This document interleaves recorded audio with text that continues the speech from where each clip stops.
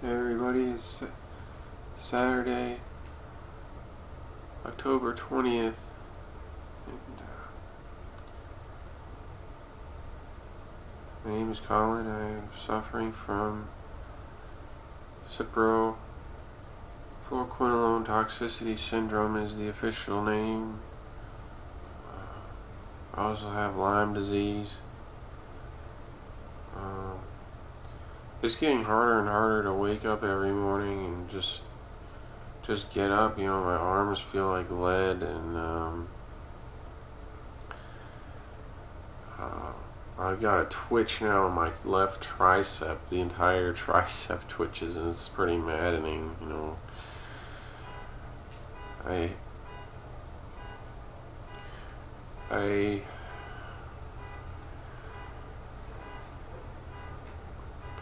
I think it's like, you have your nerve fibers or whatever back here, and maybe just a small piece of it is haywire, which is causing my constant pelvic spasm. But that's been going on for a year, and I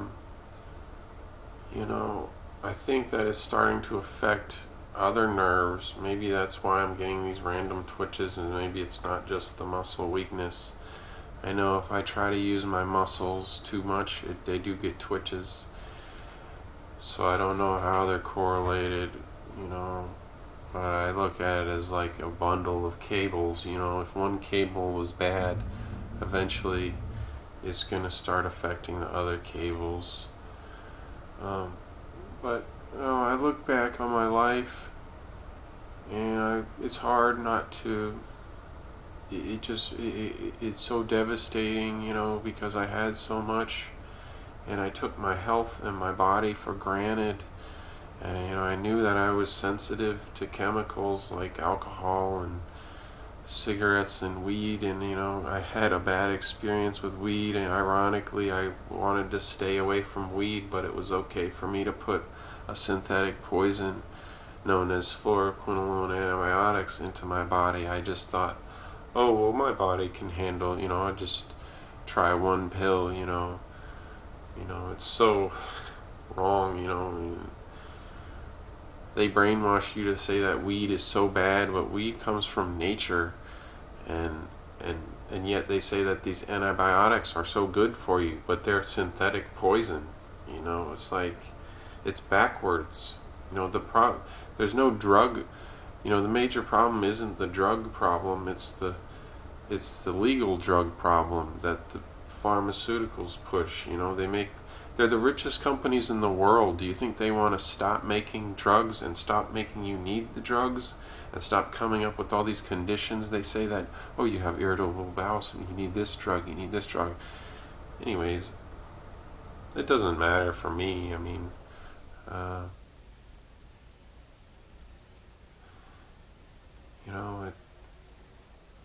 The days are getting really hard, and I feel my body degrading. No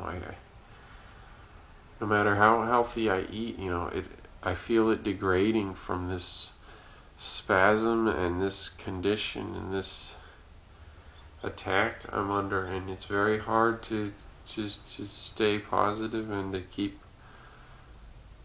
hope alive.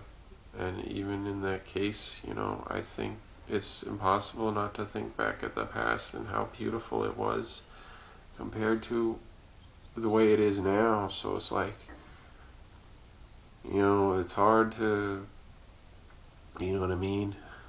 I think you know what I'm talking about. I can't say it because I have to protect myself. But I believe that Cipro is so evil for Flouroquinilone antibiotics, to be able to cross into the blood-brain barrier is an evil thing, and it destroys you, it destroys your DNA, that's what it does, is it destroys DNA, If it can't find a bacteria, well, then it destroys your DNA, your ability to heal. Your natural, God-given at birth DNA code is shaken up like an Etch-a-Sketch, and you get to suffer the rest of your life if you take enough of it, or maybe even depends how sensitive you are. I have a almost constant twitching in my left tricep. I suspect that things are just going to degenerate nerve-wise, and I don't know if I want to stick around and watch all that happen. You know what I mean? It's like, why be on a sinking ship? Just you don't want to go out in pain, in prolonged pain. It's better to have like a few minutes of really bad pain and tear and everything than to have a prolonged, eventually prolonged suffering. Oh, now my internal organs are starting to hurt, and this, now I can't even walk, now I can't even move my arms. It's like, I don't know how much of this I can take.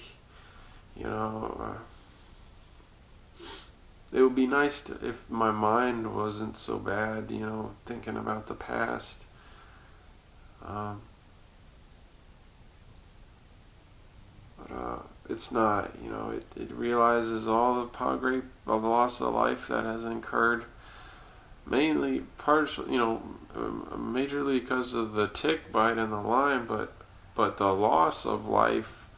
I mean, the death of me was from the Cipro, not the Lyme. Lyme just made it so I couldn't, have sexual intercourse with a girl, which ruled out a natural family or maybe like a real relationship. I couldn't be really intimate with a girl, but there's other things in life that you can love, but you need your body and you need your health, and the Cipro ruled that out. And my own cowardice and everything, and that compounds when you think about it. Oh, if I would have just stood up for myself, I would have listened to my body, I would have listened to nature. Nature is telling you something's wrong, stop taking these pills. If I would have done this, I would have done that, I would have listened to this person, and those things, there's a million of those things in my head that I can't help but feel, because I have nothing now. I at least have a good setup here, but I'm degrading. You can't help but think of those things when you're degrading, and all I can tell you that's watching this is cherish your body, cherish your health, and live life. That's another thing, is I didn't live my life. I was always brooding, and I was always like upset about something in the past, or I just felt I didn't want to live life and appreciate what I had, and appreciate my body, and appreciate how great I was. I took it all for granted.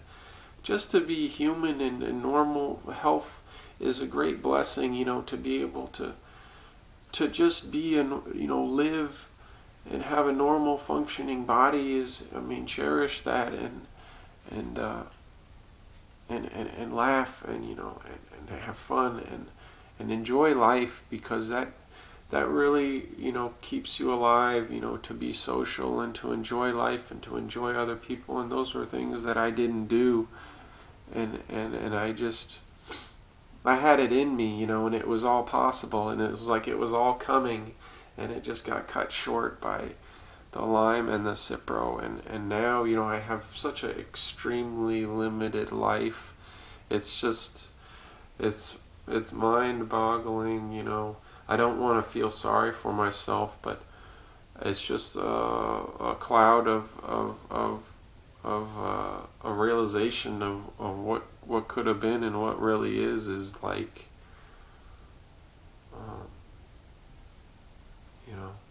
it's like fortune favors the brave, and I was never brave, and it's just compounding every day.